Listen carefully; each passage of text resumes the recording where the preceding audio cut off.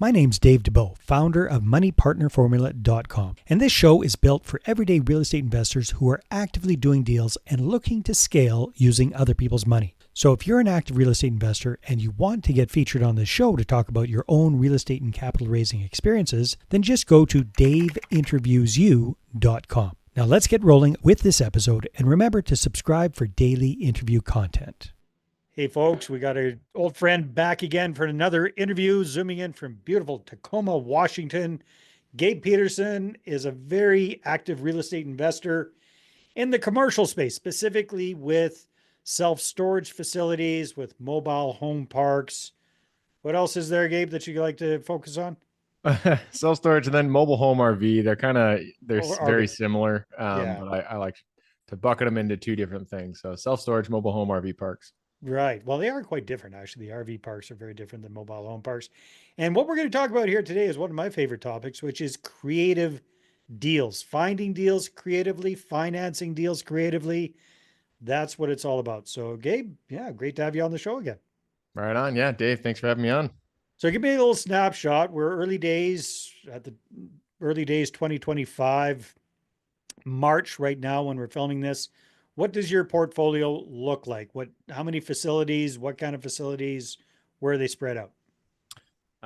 We just sold a few. On the self-storage side, we have four left, and then same for mobile home parks. So four mobile home parks, four self-storage facilities, and then some single family stuff. Okay, very good. And whereabouts do you have most of these properties? So we sold the ones we're trying to kind of geolocate our portfolio. This is, if we go into lessons learned, this is one of the less mistakes I made when I just got started. I haven't been, I started buying commercial in 2019. Yeah, So it's been, 6 years. A lot of lessons have been learned along the way. And one of them is to not disperse your portfolio. You get a lot better returns. You can build a team. It's just better when you have your efficiencies. portfolio located in in individual closely together. They don't have to be next door, but within the same state is ideal. So Washington State, that's where I live. We do own two mobile home RV parks here in Eastern Washington. Where I'm not really looking for more out here. Well, I would be looking for more if there were deals to be had, but Washington State cap rates are pretty low. It's Yeah. just really difficult to find deals, so we're looking elsewhere. Okay, Most of the but you want to keep it in one state, keep them close together. Ideally, yeah. Yeah. I mean, and I say that, but I would buy more in Washington, but that's not where we're looking, just because the deals aren't as attractive. Got And it. so I did own in Arkansas, Indiana, but the main state that I'm now buying in is Texas, Okay. and that's where we're trying to keep the portfolio within Texas. So we're looking out there buying more. Plus, just having that level of focus simplifies life so much more, doesn't it? Like you're not looking at deals all Yeah, over the place. Your buy fewer box is very specific. fewer managers to talk with. It's just the lower level of complexity is my that's my jam. That's your new motto. I hear you, Yep. man. And then you can also circle back and talk to them multiple times, right? Instead of trying to spread yourself too thin. Okay, Yep. very cool. Very cool. Thanks for clarifying that. Yeah, that is a good lesson. I have to relearn that myself in different areas of my life on a regular basis, but eventually it sticks. So, Gabe, one of the things we were talking about a little bit off camera is you're getting good at finding off-market deals in these spaces. So, mobile home parks, RV parks, self-storage facilities. Do you mind sharing some of the tips and tricks you've learned picked up along the way for finding off-market deals in those asset classes? Yeah. And the cool thing about off-market lead gen is, I mean, if you get good at a specific method, there's a lot of different ways to do it. And so I'll Yeah. tell you the way that I'm doing it, but it's not the way that, there's different ways, and people have success in all different ways. Yeah. And I've done most of them. I've ran, Facebook ads, Google ads. I've done, um, well, the main one that I do now is cold calling. That's how, we get most of our leads. I've done mailers. We've done texting campaigns, Facebook, Google, RVMs, all that stuff. And so, but the one that we just keep coming back to is cold calling. Getting somebody on the phone, just your standard finding a list, skip tracing it, and then getting somebody on the phone, talking to them. It just works. We have closed deals with direct mail, and especially back in 2019, I feel like it was a little bit more effective back then. I have done a few mailers on the commercial side, um, but I don't, the return isn't as good as just your standard cold calling, especially if you Hitting the, work with a team, hire a VA, have them pound a list. yeah, You get good return that way. very interesting, Gabe. Do you mind if we unwrap that a little bit? Sure. Yeah. So a couple of things pop into my mind because you mentioned, finding a list, skip tracing, all that kind of good stuff. My uneducated mind would say, aren't there already lists of mobile home parks and mobile home like there are a lot of them, but not that many of them, like especially in one state of like Texas. But you still find that you're doing skip tracing and that sort of thing to get good quality uh, leads. Yeah, and you're right. I mean, most mobile home RV self storage is already, you can just download the list from CoreLogic or something. Yeah, And so, but what we do is a lot of, especially those asset classes, they're built not from big REITs or anything. They're just built mom and pop, yeah, and just a guy who has land and he just builds a self storage facility. And so a lot of those type of facilities are, sometimes they're miscategorized in right. your big data amalgamators, and sometimes they don't even show up if you like Google self storage. It won't pop up in Google because they haven't registered. And really, the way Or they're the filling their and or they don't facility. know the first thing about Google marketing and Google local and all that kind of stuff, right? Yep. Yeah, So I mean, we have bot lists and we've downloaded lists and all, done the standard stuff, skip traced. We've gotten deals off that. But what we're doing now is I literally hire a VA to go into Property Radar, but use their satellite function. They're like essentially Google Maps function. So you're looking down and you're looking top down on the prop or on the land.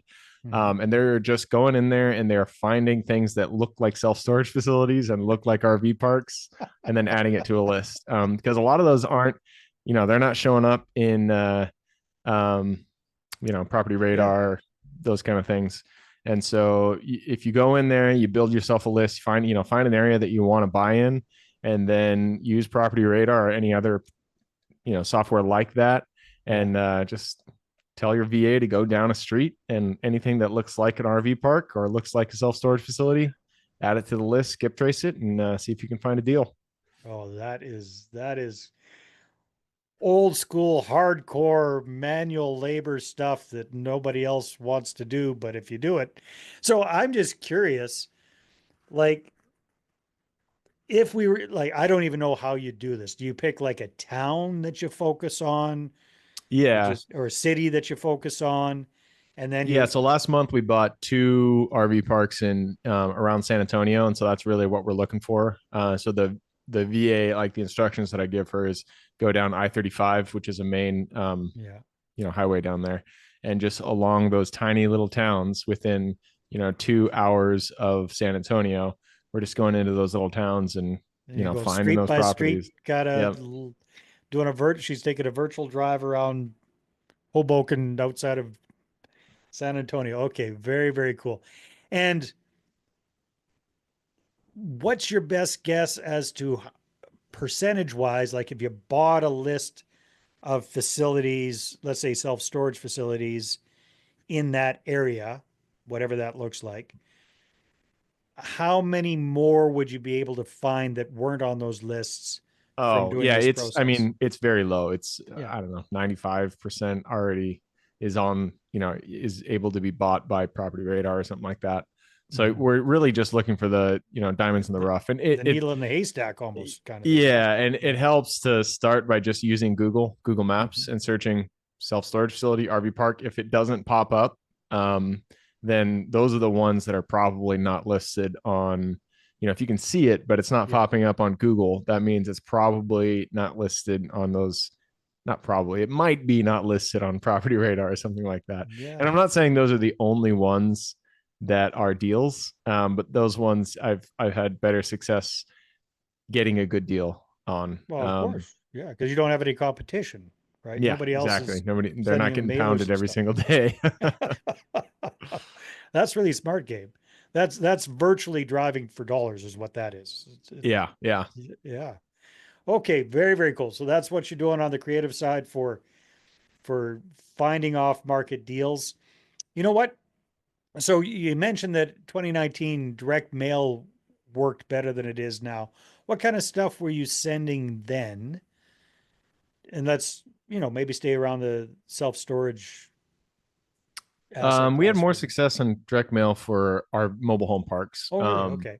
Yeah. But I mean, it wasn't anything special. I don't remember what the actual mailer was, but it was just something like, hey, we're looking for parks in this area. We noticed you might own this one. If you're interested in an offer, we'd love to talk. Here's our number.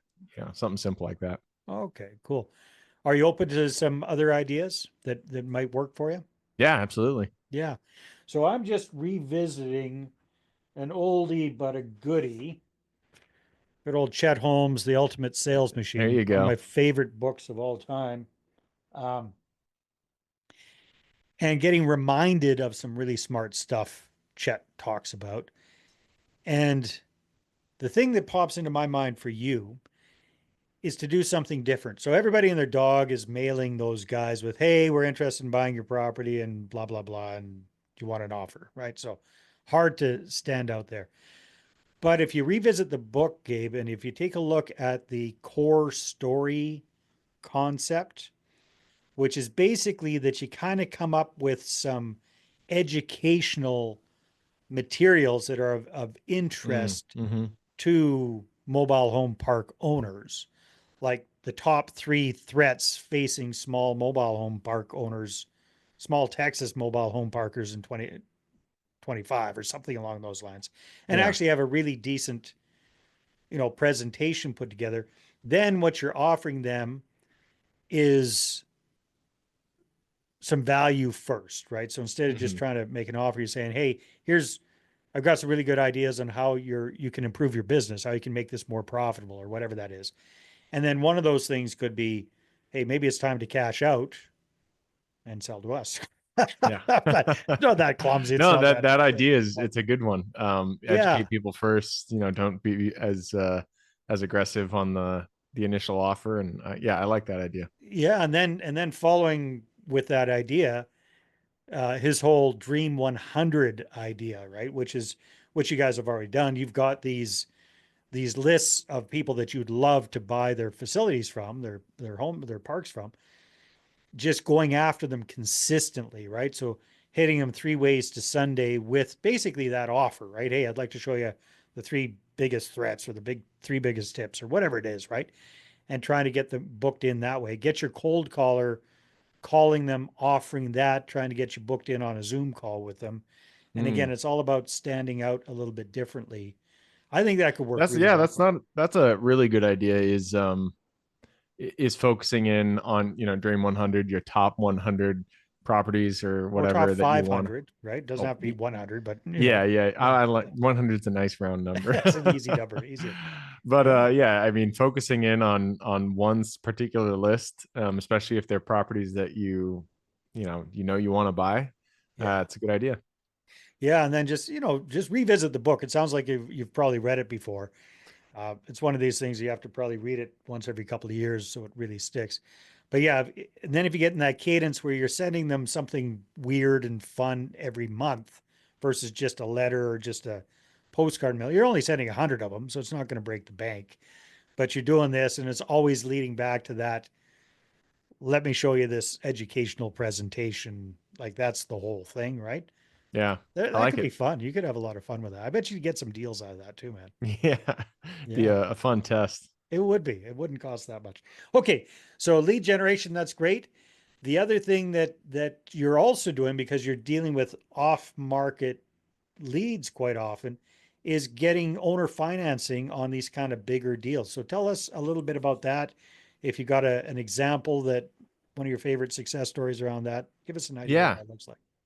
I mean, we have a lot of the deals have done seller financing. I'm trying to think of which one is the best example. Um, Now, I mean, so typically when people think owner financing, they think single family homes. You know, somebody's owned it forever; they don't have any mortgage left. Uh, you know, these kind of things. But you're doing this with larger properties. So, what are kind of what are the owners thinking where they're open to this idea? well, I mean, it really depends on who they are and where they are in life. Like the first one we did, the reason the owner wanted seller financing is he was retiring. He lived in the park and that was his life. And so by selling to us, he'd get a lump sum of money, but he wouldn't have money coming in every month. Yeah, And so, we offered him interest financing, and it would made it so he got $5,000 every single month, which that's his is retirement plan. yeah.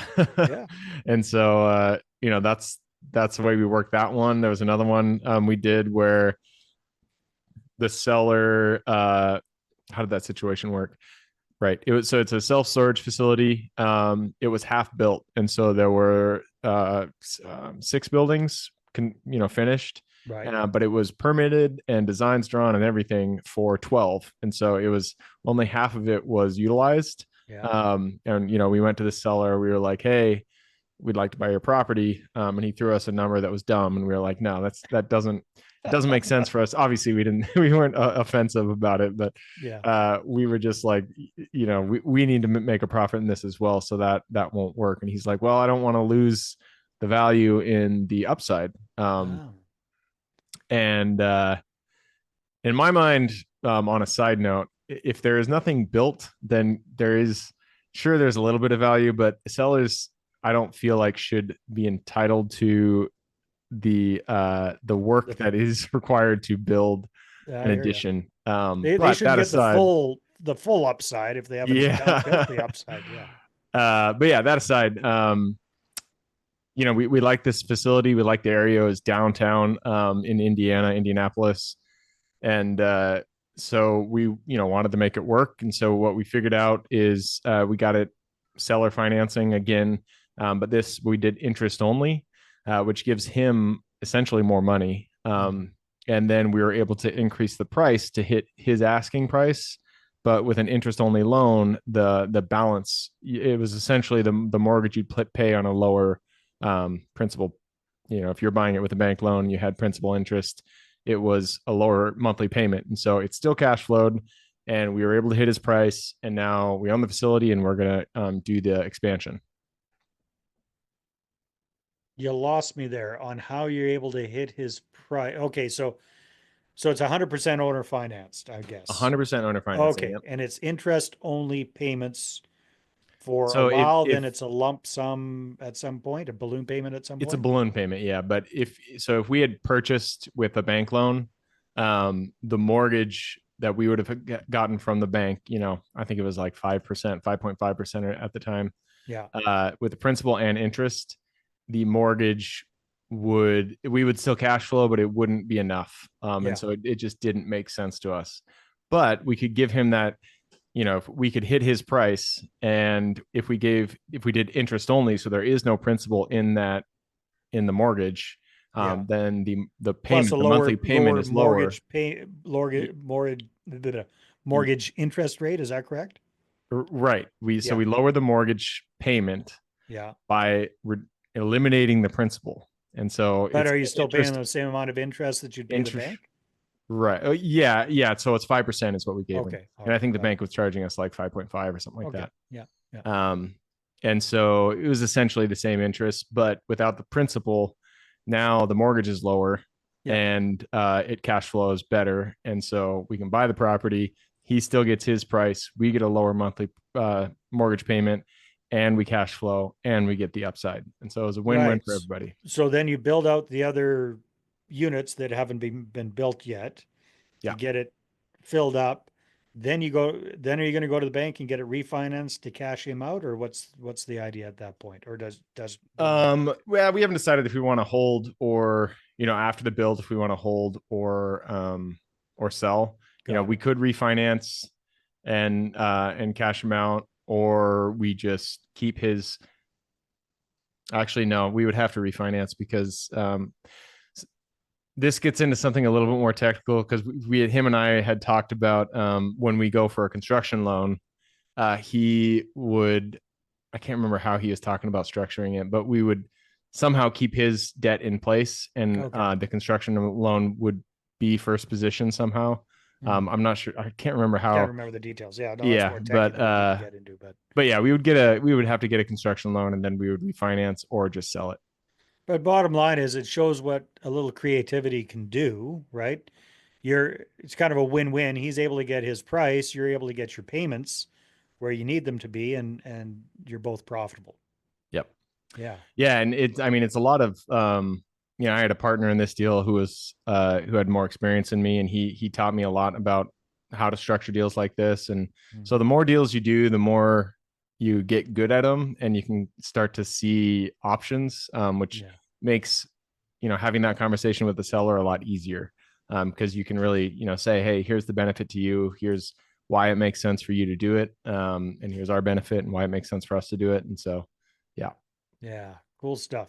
Hey, Gabe, time flies when we're having fun. So tell us a little bit about the Real Estate Investment Club, what that's all about, and how people can connect with you. Yeah. Real Estate Investing Club podcast. I'm the host. It's at the realestateinvestingclub.com. We talk about all things real estate.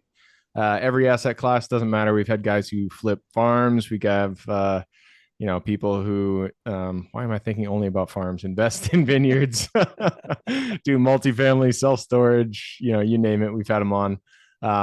Yeah, Dave's been on there. Dave's talked about what he does. So if you want to hop on, join the club. That's where we're at, the Real Estate Investing Club.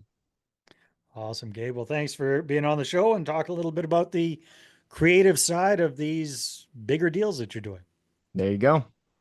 All right, everybody, take care, and we will see you on the next episode. Hey there, I really hope you enjoyed that episode. And as always, if you want to listen to more daily interview content, make sure you subscribe. And if you're an active real estate investor and you're doing deals and you'd like to get featured on this show, then just head over to daveinterviewyou.com. Now, at moneypartnerformula.com, we help real estate investors to create a process for predictably getting capital so they can do more deals without relying on hard money lenders or the banks. We do this by building them a private capital marketing system. Now, if you want help turning yourself into a big money capital attraction machine, then book a call with our team to see how we can help. Just visit moneypartnerformula.com to find out more. All right, take care, and we'll see you on the next interview.